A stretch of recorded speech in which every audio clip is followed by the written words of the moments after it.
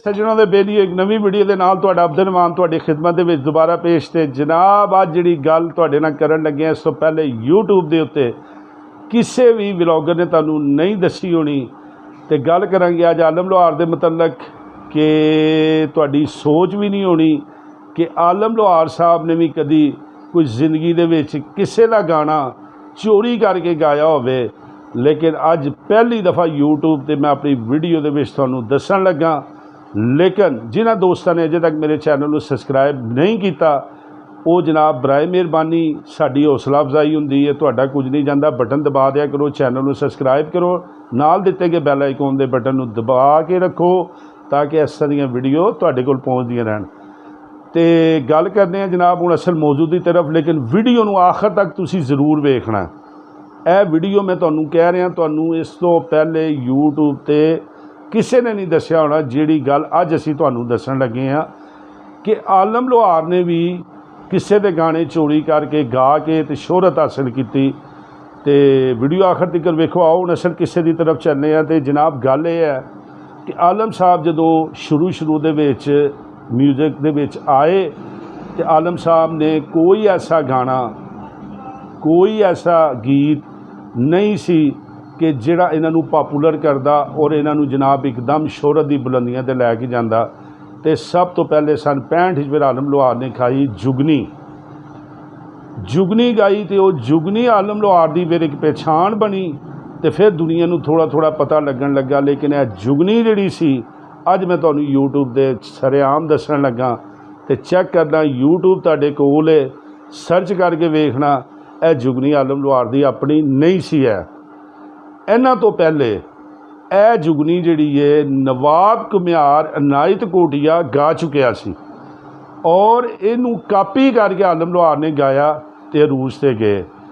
दूजा आलम लोहार साहब का एक बहुत मशहूर किस्सा हरनी है तो वह भी आलम लोहार साहब ने अपना नहीं सी। वो भी तुसी सर्च करके नवाब घुमियार अनायत कोटिया नूं सर्च करके वेखो। जिस वक्त आलम साहब अजे फील्ड आए भी नहीं सी उस टाइम किस्सा हरनी इस अंदाज दे विच नवाब घुमियार गा चुकिया सी। यह भी कापी की। फिर मिर्ज़ा साहिबा जोड़ी दे नाल नवाब घुमियार पहले गा चुकिया सी तो आलम साहब ने ज़रा म्यूज़िक ज़्यादा अच्छा हो गया, बेहतर हो गया। तो यह भी आलम साहब ने नवाब घुमियार दई मिर्ज़े नूं अपने अंदाज अपनी आवाज़ दे विच गाया। चौथा गीत लाई बेकदरां नाल यारी ते टुट गई तड़क करके, यह भी आलम साहब का अपना गाना नहीं सी। ये तुफैल न्याजी ने पहले सब तो यह गाना गाया, फिर आलम साहब ने इस गाने नूं भी गाया। तो यह तुसी जनाब सर्च करके वेख सकते हो। आलम साहब दे चंद इस तो इलावा किस्सा वीर जोध है वो नवाब घुमियार ने पहले दौर दे जिहड़े ने गा चुके सी। उस तो बाद इन्होंने अपने अंदाज गा के तो उहदे च मशहूर होए। लेकिन आलम साहब ने फिर अपने चंद गाने जिहड़े बाद विच गाए ने उन्हां तो जरूर फेमस होए। लेकिन शुरू दे विच जिन्ने मैं गाने और दास्तानां तुहानूं दसियां ने इन्हां तो पहले गुलूकार गा चुके सी।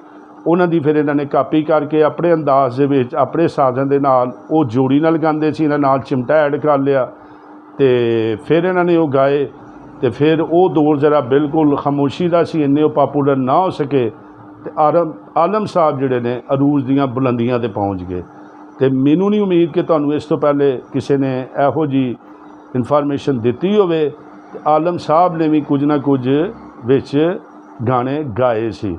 तो उम्मीद है मेरी यह वीडियो भी तुहानूं जरूर पसंद आई होगी। इस तरह दी मजीद वीडियो वेखण लई साडे चैनल नूं जरूर सबसक्राइब करो, साडी हौसला अफजाई होए। कमेंट्स जरूर दस्या करो, अगर गल गलत होए तो कमेंट्स दे विच दस्या करो। पर्सनल ते करो तो थंबनेल ते मेरा नंबर है, मेरे ते कॉल करो। और हाँ, एक रिक्वेस्ट मैं अपने वेखण वालियां लई करांगा, अगर तुहाडे कोल भी किसी फोक गुलूकार की कोई मालूमात है या तुसी फोक गुलूकारी करते हो, शौक करते हो, साडे नाल राबता करो। इंशाअल्लाह असीं तुहानूं प्रमोट करांगे और तुहाडी वीडियो अपलोड करांगे। उम्मीद है मेरी वीडियो अज ज़रूर पसंद आई होगी। मिलने नवीं वीडियो दे नाल। अस्सलाम।